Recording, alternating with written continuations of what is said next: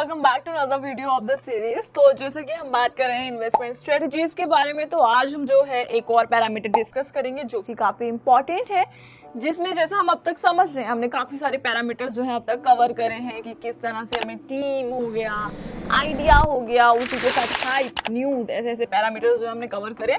तो इसी तरह से किसी भी क्रिप्टो में इन्वेस्ट करते टाइम जो है ये पैरामीटर का भी आपको जरूर ध्यान रखना चाहिए, जिसका नाम है रिलायबिलिटी का हमें ध्यान रखना चाहिए। तो उसमें भी काफ़ी सारे जो है पॉइंट्स आ जाते हैं, जिसमें अगर हम बात करें सबसे पहले वाले पॉइंट की बात करें, पर इससे पहले अगर आपने पहले वाले पैरामीटर्स नहीं देखे हैं तो आप उससे 1 बाय 1 देख सकते हैं, क्योंकि हम बात कर रहे हैं कि किस तरह से जो है हम इन्वेस्टमेंट स्ट्रेटजीज को यूज़ कर सकते हैं किसी भी क्रिप्टो में इन्वेस्ट करने पर। हमारे छोटे छोटे पॉइंट्स काफ़ी जो है हमारा एक बड़ा स्टेप सही या गलत लेने में हमारी सहायता करते हैं। तो हम बात कर रहे थे पैरामीटर जिसका नाम है रिलायबिलिटी। तो उसमें जो है उसमें भी काफ़ी सारे पॉइंट्स आ जाते हैं, जिसमें सबसे पहले की अगर हम बात करें तो वो है presence on exchange and wallet. जिस भी क्रिप्टो में आपने चूज़ किया है, आपने सोचा है इन्वेस्ट करने का, तो आप पहले ये देखिए कि क्या वो किसी अच्छे जो है एक्सचेंज या वॉलेट में लिस्टेड है या नहीं है। अगर वो लिस्टेड है तो क्या होता है कि जैसे कि इसमें हम एग्जांपल लेते हैं, फॉर एग्जांपल जो BSV है यानी कि बिटकॉइन SV है, वो क्या हुआ था, बहुत टाइम पहले जो है डीलिस्ट हो गया था बाइनेंस से, और इससे मतलब उसका काफ़ी बड़ा इम्पैक्ट पड़ा था उसके ऊपर, उसके वैल्यू के ऊपर 80% का जो है ड्रॉप आ गया था। तो आपको ये देखना है, ऐसा प्रोजेक्ट आपको चूज करना है कि अगर वो किसी एक अच्छी एक्सचेंज पर लिस्टेड है, साथ के साथ वो और एक्सचेंजेस पर भी लिस्टेड हो, यानी कि अगर वो एक जगह से वैसे डीलिस्ट भी होता है किसी भी कारण, तो उसके जो वैल्यू है उसका बैलेंस जो है बरकरार रहे, क्योंकि वो और एक्सचेंजेस या वॉलेट पर भी अवेलेबल हो। तो आपको सबसे पहले ये पॉइंट का ध्यान रखना है, ये भी आप जो भी क्रिप्टो में इन्वेस्ट करने वाले हैं। उससे अगले अगर हम बात करें तो पॉइंट आ जाता है गवर्नेंस ऑफ द प्लेटफॉर्म। अब जैसे कोई भी क्रिप्टो है, कोई भी प्रोजेक्ट है, उसको गवर्न कौन कर रहा है, यानी कि उस पर कुछ भी चेंजेस आने हैं तो किसके द्वारा आए जाएंगे, तो आपको इस चीज़ का भी जो है ध्यान रखना है। अब जैसे कि कईयों में क्या होता है कि हैश रेट होता है कि जो 51% जिसके ज़्यादा वोटिंग साइड है उसी के जो है डिसीजन जो है लिया जाता है। या फिर इसके अब सेकंड जो न्यू कंसेप्ट है गवर्नेंस टोकन का। गवर्नेंस टोकन में क्या होता है, उसके भैया जो है आपकी वोटिंग होती है प्लेटफॉर्म पर, और जो गवर्नेंस टोकन होता है वही main token as a work करता है, जो भी आपकी वोटिंग वगैरह होती है। अब आपको क्या करना है, जो उस प्रोजेक्ट में जो है उसकी गवर्नेंस जो है उसके डेवलपर्स या फिर जो इनिशियल अडॉप्टर्स उनके द्वारा हो रही है, तो आपको ऐसे प्रोजेक्ट में इन्वेस्ट नहीं करना है, क्योंकि उसमें जो है जो भी गवर्न किया जा रहा है वो डेवलपर्स के हिसाब से किया जा रहा है। तो ऐसे में नहीं करना। जैसे गवर्नेंस टोकन बहुत एक अच्छा कंसेप्ट है। फॉर एग्जाम्पल कंपाउंड का केस, कंपाउंड जो कि बहुत अच्छा ऐसे हुआ था, उसमें क्या है कि जो कंपाउंड है वो अपने प्लेटफॉर्म पे ही एज जो टोकन है वो एज अ गवर्नेंस वो करता है, गवर्नेंस टोकन वो करता है। तो उसका जो भी डिसीजन होगा, जो उसके होल्डर्स हैं, वो म्यूचुअली जो है इम्प्लीमेंट करेंगे, जो भी मेजॉरिटी में आएगा। तो इस तरह के जो है आपको टोकन्स देखनी है।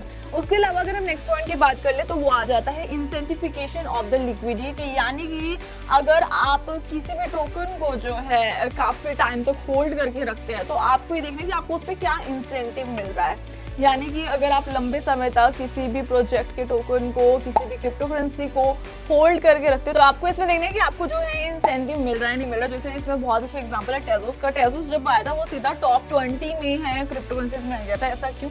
क्योंकि जो उसका प्रूफ ऑफ स्टेक है वो बहुत अच्छे से इंटीग्रेटेड है, आप उसमें स्टेकिंग कर सकते हो, आप स्टेक करके जो है आपको टेजोस टोकन जो है वो अर्न कर सकते हो। यानी कि अगर मैं उन्हें लंबे समय तक जो है होल्ड करके रखती हूँ तो मुझे टोकन जो है मिलेंगे। एंड द सेम विद मैटिक। मैटिक में भी ऐसा ही कि अगर आप स्टेक करते हो तो आपको जो है उसमें नए मैटिक टोकन्स मिलते हैं। तो इस तरह के जो है आपको प्रोजेक्ट्स देखने हैं कि जो आपके लिए अगर आप उसको होल्ड करके रखते हो तो आपको उसमें फ़ायदा भी हो, इंसेंटिफिकेशन भी हो। इसी के साथ अगर हम नेक्स्ट पॉइंट की बात करें तो सेंट्रलाइजेशन और नॉट। तो इसमें देखिए आपको ना ऐसे प्रोजेक्ट देखने हैं कि आपको इस चीज़ का ध्यान रखना है कि जो प्रोजेक्ट आप चूज़ कर रहे हैं उसकी बहुत ज़्यादा प्री माइनिंग नहीं होनी चाहिए, यानी कि जो उसके डेवलपर या फाउंडर जो भी हैं उन्होंने बहुत ज़्यादा अपने लिए माइन करके ऑलरेडी ज़्यादा परसेंट में ना रखी हो। इसमें सबसे बेस्ट एग्जांपल है डॉज कॉइन का। डॉज जो है वो सबसे ज़्यादा एक तरह से डिसेंट्रलाइज में फिट होता है, क्योंकि उसके जो फाउंडर हैं उन्होंने अपने लिए कुछ भी परसेंट जो है माइन करके पहले से नहीं रखा हुआ है। तो आपको जो है ये ध्यान रखना है कि अगर जो भी प्रोजेक्ट आप यूज़ कर रहे हो, जो भी प्रोजेक्ट में आप इन्वेस्ट करने का सोच रहे हो, अगर उसमें ऑलरेडी बहुत ज़्यादा माइन जो है फाउंडर ने अपने लिए कर रखे हैं, तो ऐसे से थोड़ा सा आपको अवॉइड करना है। आपको ऐसे प्रोजेक्ट्स देखने हैं जो कि जिसमें कम हो रखी है और एज सेम एज जैसे मैंने रोज को बताया मोनारो में भी ऐसी है, वो 0% मायने हो रखा है और वो सीधा मार्केट में आए हैं। तो ऐसी क्रिप्टो करेंसीज जो है आपको देखिए। इसी के साथ नेक्स्ट अगर पॉइंट की बात देखें, नंबर ऑफ ईयर्स ऑपरेशनल। अब ये चीज़ बहुत मैटर करती है क्योंकि हम कई बार क्या होता है, हमें कोई नया प्रोजेक्ट है, उसकी हाइप बहुत ज़्यादा अच्छी है, बाकी सब कुछ बहुत अच्छा है, पर उसे जस्ट अभी 1 महीना हुआ है आए हुए मार्केट में। तो एक बार आपको क्या है ध्यान रखना किस चीज़ का, कि जब भी आप इसी प्रोजेक्ट में इन्वेस्ट कर रहे हैं ना, तो वो काफ़ी सालों से उसके ऊपर जो है वर्क हो रहा हो। अब इसमें सबसे अच्छा एग्जांपल जो है वो आ जाता है पोल्काडॉट का। पोल्काडॉट जो है अभी कुछ टाइम पहले ही लिस्ट हुआ है। तो पोल्काडॉट के जो वो हैं केविन वुड, वो उसके ऊपर काफ़ी टाइम से जो है वर्क कर रहे थे। 2017 से जो है काम कर रहे थे, 2016 में उन्होंने आइडिया कर दिया था उसको, 2016 से वो एक्टिवली उसके ऊपर वर्क कर रहे थे। चाहे आप मतलब ऐसा प्रोजेक्ट देखिए, चाहे उसका टोकन जो है अभी आया, पर प्रोजेक्ट पर काम काफ़ी टाइम से चल रहा हो। बहुत सारे ऐसे क्रिप्टो करेंसीज हैं जिनके जो है टोकन अब आए, पर उनके ऊपर वर्क जो है काफ़ी टाइम से चल रहा है। इससे जो है आप ऐसे प्रोजेक्ट्स पे आप थोड़ा ज़्यादा ट्रस्ट करें, बिकॉज आपको पता है कि आप उनके जैसे कि हमने और भी पैरामीटर्स कवर करें, तो ये सारे पैरामीटर्स जो है आपस में इंटरलिंक करते हैं कि आप सब कुछ देख कर चलिए किसी भी क्रिप्टो में इन्वेस्ट करने का। देखिए जैसे कि हमने बात करी, आपको क्या क्या चीज़ें जो है ध्यान रखनी है जब आप रिलायबिलिटी के बारे में अगर बात करते हैं। सबसे पहले कि वो कौन से एक्सचेंज वॉलेट पर जो है प्रेजेंस है उस जो भी क्रिप्टो एसेट में जो आप इन्वेस्ट करना सोच रहे हो, साथ ही साथ उसकी गवर्नेंस कौन संभाल रहा है, कौन है उसमें होल्डर्स, अगर कोई भी अगर गवर्नेंस टोकन चल रहा है उस पर तो कौन जो है गवर्न करेगा। उसके साथ साथ इंसेंटिफिकेशन का देखना है कि आपको क्या इंसेंटिव मिलेगा, क्या प्रॉफिट होगा लंबे समय तक होल्ड करने के लिए, सेंट्रलाइजेशन और नॉट। उसके बाद आता है नंबर ऑफ ईयर्स ऑपरेशनल, यानी कि जो ऑपरेशनल ईयर्स हैं वो ज़्यादा होने चाहिए तो ज़्यादा अच्छी बात है। तो ये था हमने जो पैरामीटर कवर किया जिसका नाम था रिलायबिलिटी। तो ये कुछ हमने बातें करी हैं, आपने पुरानी वीडियोस में भी देखा होगा। जैसे कि मैं हमेशा कहती हूँ कि ये छोटे छोटे पॉइंट्स काफ़ी मैटर करते हैं। अगर आप इन छोटी छोटी चीज़ों की ओर देखना शुरू कर देंगे तो आपकी इन्वेस्टमेंट जो है काफ़ी एक अच्छे प्रोजेक्ट में हो सकती है।